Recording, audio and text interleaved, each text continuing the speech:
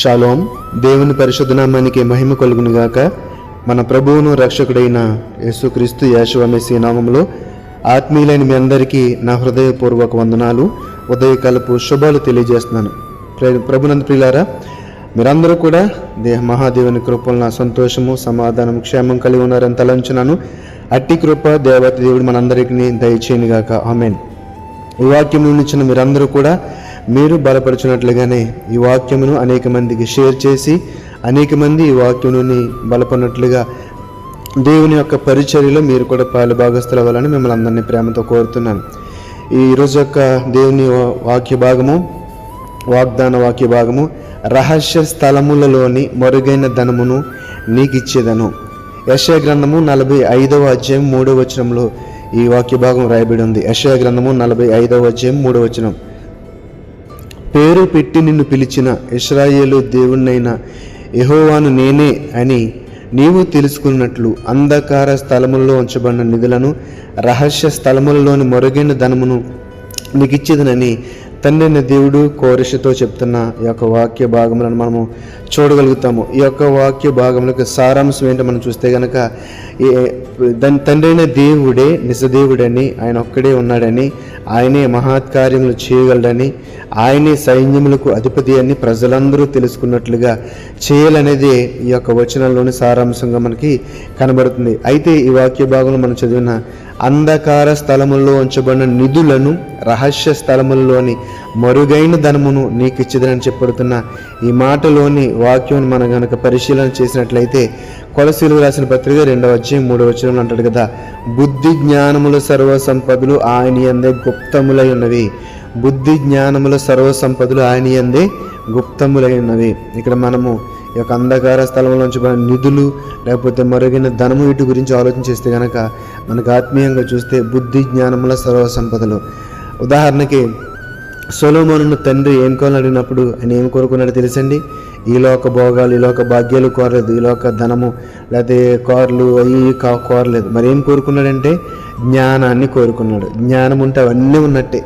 మనము ఈ లోకంలో ఏవేవి కావాలని కోరుకుంటూ ఉంటామో తండ్రి అయిన దేవుడిచ్చే జ్ఞానాన్ని మనం కలిగి ఉంటే కనుక దాని ద్వారా చక్కని చదువును అభ్యసించి చక్కని ఉద్యోగమును సంపాదించుకొని, అంటే ఎలాగ జీవించాలో ఆ యొక్క జ్ఞానం మనల్ని నడిపిస్తుంది. అంటే లోకంలో ఈ యొక్క భోగభాగ్యాలతో అల్లాడిపోతున్న ప్రజలందరూ కూడా శరీరేచ్ఛలను, లోకాశలు అనుసరించి ఏ విధంగా చెడు మార్గంలో వెళ్ళిపోతున్నారో మనం చూస్తున్నాము. కానీ దేవుని యొక్క జ్ఞానమును పొందుకున్న వారు ఎవరైనా సరే వారి యొక్క స్థితి, వారి యొక్క మార్గము సెపరేట్గా ఉంటుంది, ఒక ప్రత్యేకతను కలిగి ఉంటుంది. ఇక్కడ కూడా అంతే. కొలసీలకు రాసిన పత్రిక 2వ అధ్యాయం 3వ వచనం, బుద్ధి జ్ఞానముల సర్వ సంపదలు ఆయన యందే గుప్తములై ఉన్నవి. అంటే ఆ యొక్క అంధకార స్థలం నుంచి ఉన్న ఆ గుప్త నిధులు ఏంటని చూస్తే కనుక బుద్ధి జ్ఞానము. బుద్ధి జ్ఞానము మనమేంటో మనకు తెలుసు.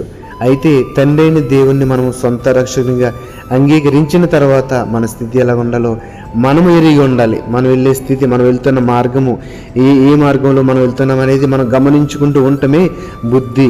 మన యొక్క స్థితిని పవిత్రమైన, పరిశుద్ధమైన, నీతి, న్యాయ, యథార్థతలు కలిగిన మార్గంలో నడిపించుటే జ్ఞానం అనే విషయాన్ని మనము గమనించాలి. యాకోబు పత్రిక 1వ అధ్యాయము 5వ వచనంలో చూస్తే కనుక, మీలో ఎవరికైనా జ్ఞానము కొదువుగా ఉన్న యెడల అతడు దేవుని అడగవలెను, అప్పుడది అతనికి అనుగ్రహించబడను.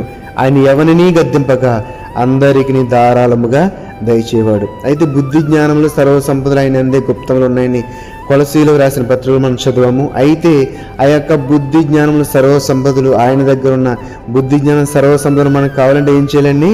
ఆయన్ని అడగాలి. మీలో ఎవరికైనా జ్ఞానము కొదువుగా ఉన్న యెడల, జ్ఞానము కొదువుగా ఉందని ఎలా తెలుస్తుందండి అనే ప్రశ్నిస్తే కనుక, నీ స్థితి బాగోలేకపోతే, నీ హృదయము పవిత్రంగా లేకపోతే, నువ్వు నడిచిన మార్గము లోకానుసారమైన జీవితాన్ని నువ్వు జీవిస్తూ ఉంటే కనుక నువ్వు బుద్ధి లేనడువే, జ్ఞానం లేనడువే.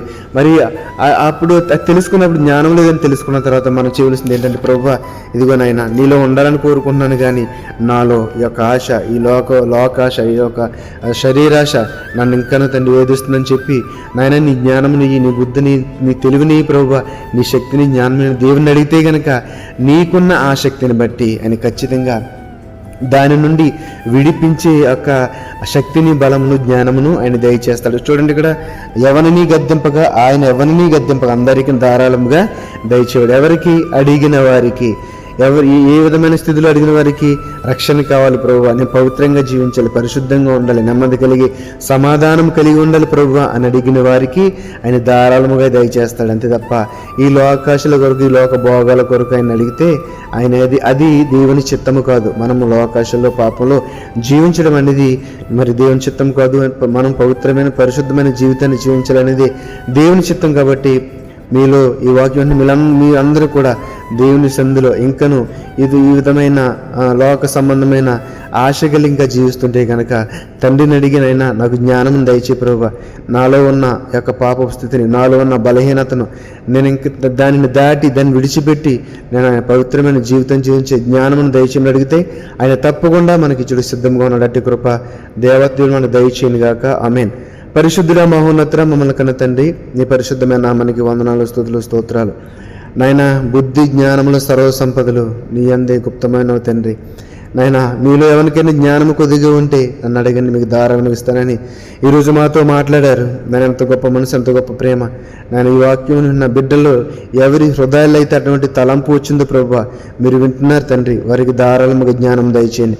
పాపపు స్థితిని విడిచిపెట్టి నెమ్మదిని, శాంతిని, సమాధానం పొందిన కృపను దయచేయమని విన్న వాక్యం ద్వారా మా మనసులను, మా యొక్క ఆత్మలను బలపరిచి స్వస్థతను, నేను కుటుంబంలో శాంతిని, నేను సమృద్ధిని దయచేయమని, కృపలు భద్రపరచమని నజరేయుడైన యేసుక్రీస్తు యేసు మెస్సీ నామములో ప్రార్థన అడిగి వేడుకొనుచున్నాం తండ్రి. ఆమేన్. ఆమేన్. షాలోమ్.